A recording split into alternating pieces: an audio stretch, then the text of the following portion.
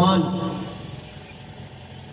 ایک نیکی کرے، دل سے کرے، سچی کرے، پیار سے کرے، اپنے رب کی محبت میں کرے یا مصطفیٰ جان رحمت کی محبت میں کرے، لیکن شرط یہ ہے کہ سچی ہو، اس پہ دکھاوا، ریاکاری، تکبر، غرور نہ ہو، تو میرا کریم رب اتنا بے نیاز ہے کہ اللہ اس ایک نیکی کی وجہ سے بھی اس گناہگار کی بخشش فرما کر اسے جنت عطا فرما دیتا ہے۔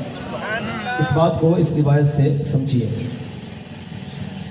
انوار المیلاد النبی میں یہ روایت موجود ہے۔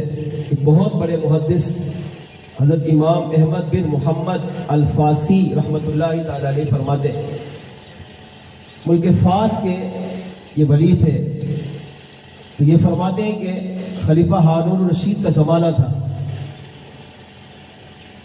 خلیفہ ہارون الرشید اس وقت بغداد کے شہنشاہ تھے، حکمران تھے۔ ان کے زمانے میں بصرہ کے اندر ایک نوجوان تھا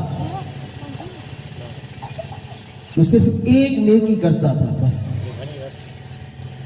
جو لوگوں کو پتا تھی، باقی وہ چھپ کر کتنی نیکیاں کرتا تھا یہ اللہ بہتر جانتا ہے۔ کیا کرتا تھا؟ نہیں، جب ربیع الاول کا مہینہ آتا تو ربیع الاول کا چاند دیکھنے سے اگلے چاند تک گناہ نہیں کرتا تھا۔ 11 مہینے اس کے گناہوں میں گزرتے تھے، اور جہاں بھی، کئی سو سال پہلے کی بات ہوئی، جہاں بھی سنتا کہ حضور کے میلاد کی محفل ہے اس میں شرکت کرتا تھا۔ سبحان اللہ۔ لوگ اسے برا بلا کہتے ہیں، جیسے ہماری عادت ہے، لوگ کہتے ہیں اچھا اس کی عادت کیا کی، جب میلاد کا مہینہ آتا نا چاند، تو اب پہلے اپنے بدن کی صفائی کرتا ہے، پھر نیا لباس پہنتا، خوشبو سے معطر کرتا، سنتا کہ فلاں جگہ میلاد کی محفل ہو رہی ہے تو اپنے آپ کو پاک صاف کر کے، خوشبو سے معطر کر کے، بڑی احترام، بڑے تعظیم، محبت کے ساتھ جا کر میلاد میں بیٹھ جاتا ہے، اور اول تاخیر بیٹھ کر، سر جھکا کر، ہاتھ باندھ کر میلاد کی محفل سنتا رہتا ہے۔ پورا مہینہ اس کی عادت تھی، اب بظاہر اس کی ایک نیکی تھی۔ محدث محمد بن احمد الفاسی رحمۃ اللہ تعالی علیہ، احمد بن محمد الفاسی رحمۃ اللہ تعالی علیہ فرماتے کہ بصرہ کے جب نوجوان لوگ دیکھتے تو اس کا مذاق اڑاتے، اس سے کہتے ہیں کہ تو یہ ڈرامے بازی کرتا ہے، تجھے یہ میلاد میں جانا، میلاد کی تعظیم کرنا، میلاد کا ادب کرنا، میلاد کی اہمیت کو سمجھنا، یہ تجھے فائدہ نہیں دے گا۔ 11 سال تو اللہ کی نافرمانی کرتا ہے اور میلاد میں مسلمان بن جاتا ہے، یہ زندگی اچھی نہیں ہے۔ انہیں چاہیے تھا وہ اس کو پیار سے سمجھاتے کہ یہ جو گناہ کرتا ہے یہ گناہ ہے، غلط ہے، لیکن اس میلاد کے عمل پر اسے تانا نہیں دیتے جیسا کہ ہم دیتے ہیں۔ کوئی تو نیکی کر رہا ہے نا، ہو سکتا ہے وہی نیکی اس کی زندگی کو بدل دے، لیکن آپ نے اس کو تانا دے کر، اس کو برا بلا کہہ کر، وہ جو ایک نیکی کرتا تھا آپ نے وہ بھی چھڑوا دی۔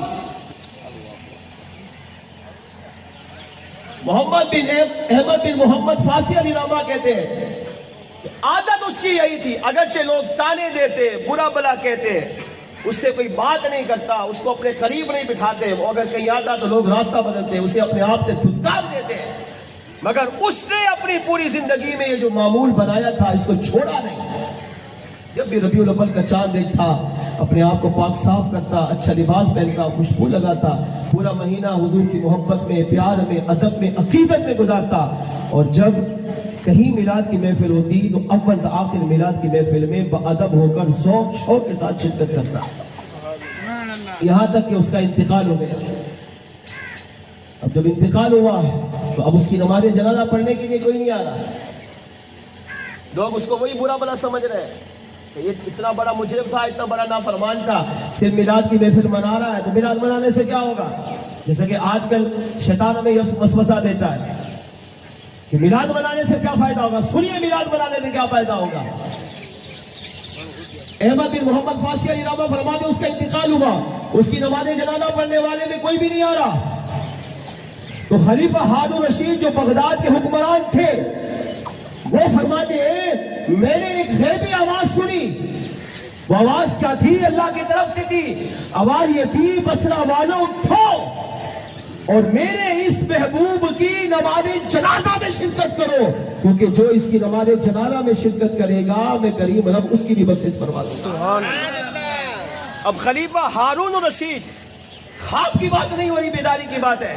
فرماتے ہیں لاش رکھی ہوئی ہے مگر نماز جنازہ پڑھنے کے لیے کوئی تیار نہیں ہے۔ خلیفہ نے جب یہ بات سنی تو آپ نے پورے ملک کے اندر باقاعدہ اعلان کروایا، پورے بصرہ میں اس کا اعلان کیا گیا کہ میں نے غیبی آواز سنی ہے، جو اس کی نماز جنازہ پڑھے گا وہ بھی بخشا جائے گا۔ اب بخشش کس کو نہیں چاہیے؟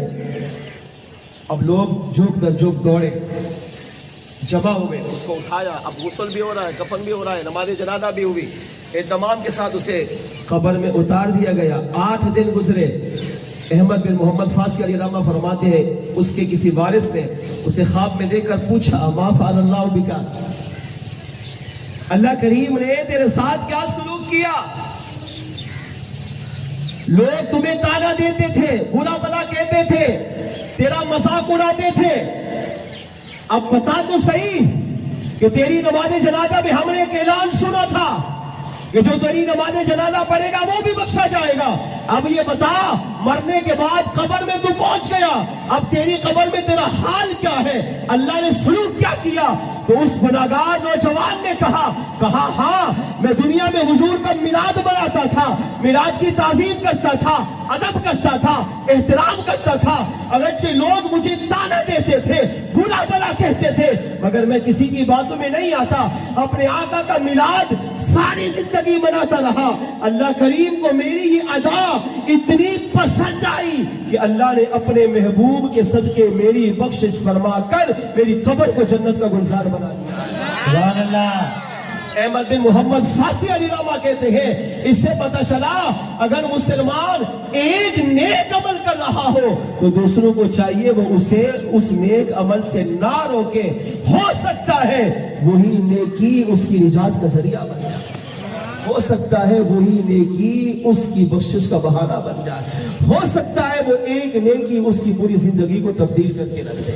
اس سے یہ بھی پتہ چلا کہ مسلمان اگر میلاد مناتا ہے، ادب کرتا ہے، احترام کرتا ہے، تعظیم کرتا ہے تو میرا کریم رب اپنے محبوب کے میلاد منانے کی خوشی میں بخشش کی پروانے بھی عطا فرماتا ہے، اللہ انعام میں بخشش بھی عطا فرماتا ہے۔ تو آئیے مل کر آپ بھی حضور کو پکار لیجئے، وہ آتے ہیں وہ آئیں گے، بلانا ہمیں نہ چھوڑے، پکارا جب مصیبت میں چلے آئے میرے آقا، پکارا جب مصیبت میں چلے آئے میرے آقا،